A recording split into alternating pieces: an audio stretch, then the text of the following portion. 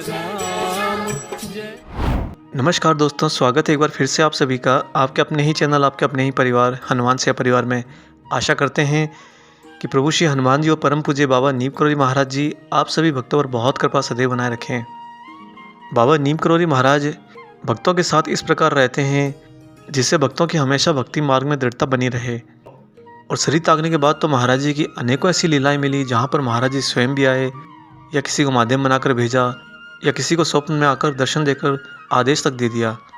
महाराज जी और हनुमान जी का एकाकार रूप इस प्रकार लगता है जैसे हनुमान जी स्वयं ही अपना एक मनुष्य शरीर धारण करके अपने ही भक्तों का कल्याण कर रहे हों, अपने ही मंदिरों की रक्षा कवच बने हुए हों और अपनी ही भक्ति का असीमित विस्तार कर रहे हों। यूँ तो भक्तराज वे स्वयं हैं, लेकिन उन्हीं भक्तराज के सहस्त्रों भक्त भी हैं। आज आपको एक ऐसा अद्भुत सत्य घटना सुनाते हैं जहाँ महाराज जी शरीर त्यागने के बाद में आए और एक बड़े ही गूढ़ रहस्य को सुलझाने के लिए।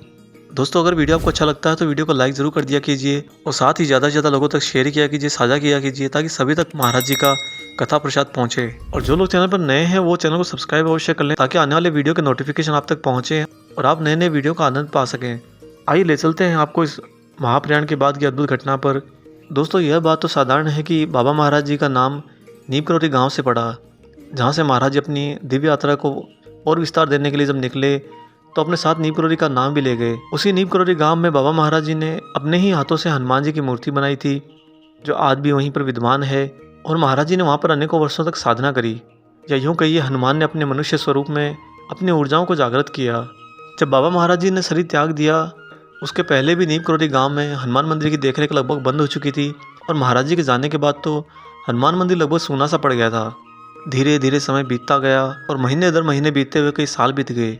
लगभग बाबा महाराज जी के महान निर्वाण के 4 वर्ष पूरे होने के बाद एक दिन उसी नीम करोली गाँव में कुछ लोग कार से पहुँचे।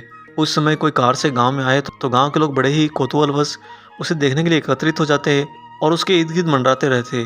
ऐसा ही तब भी हुआ जब ये लोग कार से नीम करोली गाँव पहुँचे। जब वे अजनबी नीम करोली गाँव आए तो उन्होंने वहाँ के ग्रामवासियों से हनुमान मंदिर के बारे में जानना चाहा। गाँव वालों ने कहा कि यहाँ तो हनुमान मंदिर एक ही है जो बाबा लक्ष्मण दास का बनाया हुआ है। तो उन आगंतुकों ने कहा कि हमें ज़रा वहाँ ले चलिए, हमें एक खास विशेष कार्य के लिए भेजा गया है। सभी गांव वालों के साथ होकर मिलकर वे नीम करोली गाँव में बाबा महाराज जी द्वारा स्थापित हनुमान जी के विग्रह के वहाँ पर पहुँचे और वहाँ पहुँचकर उन्होंने गाँव वालों को अपना परिचय दिया कि वे लोग कलाकार हैं और वे मूर्ति सर्जन का काम करते हैं। गाँव वालों ने जिज्ञासावश पूछा कि आप लोग कहाँ से आए हो और आपको यहाँ आने का पता किसने बताया और क्या प्रयोजन है। उन मूर्ति कलाकारों ने बताया कि हम बम्बई में एक साधु से मिले और साधु ने हमें यहाँ नीम करोली गाँव में हनुमान जी की मूर्ति के आँख में कुछ सुधार करने के लिए भेजा है।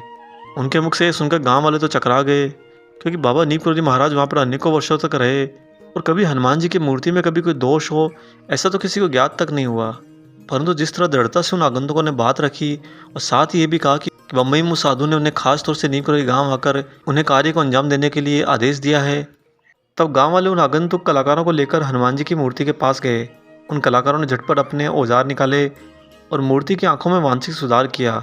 जब उन्होंने हनुमान मूर्ति की आंख में सुधार कर दिया तो गांव वालों ने उनकी सेवा भाव करनी चाहिए। उन्होंने कहा कि एक दिन के लिए यहाँ रुक जाइए, आपके रहने की और भोजन की व्यवस्था कर दी जाएगी।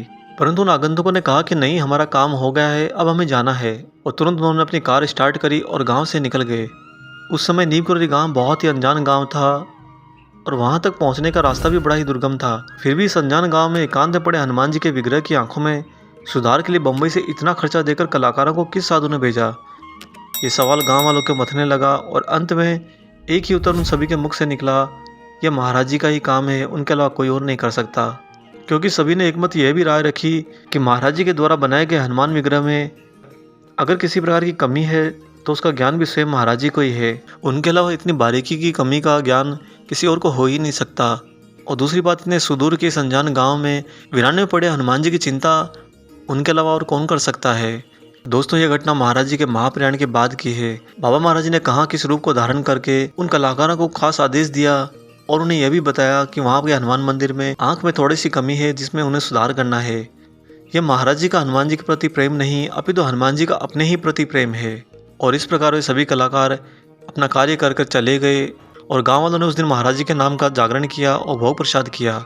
आशा करते हैं आपको आज का ये वीडियो पसंद आया हो। वीडियो अगर अच्छा लगा है तो जाने से पहले इसे लाइक ज़रूर कर दीजिएगा और जो लोग चैनल पर नए हैं वो चैनल को सब्सक्राइब कर लें मिलेंगे दोस्तों बहुत जल्दी एक और ऐसे शुभ अंक के साथ। तब तक अपना और अपने माता पिता का संपूर्ण ख्याल रखिए और प्रभु श्री राम जी का निरंतर गुणगान करते हुए बाबा हनुमान और बाबा नीम करोली महाराज जी की निस्वार्थ होकर सेवा करते रहिए। जय सिया राम।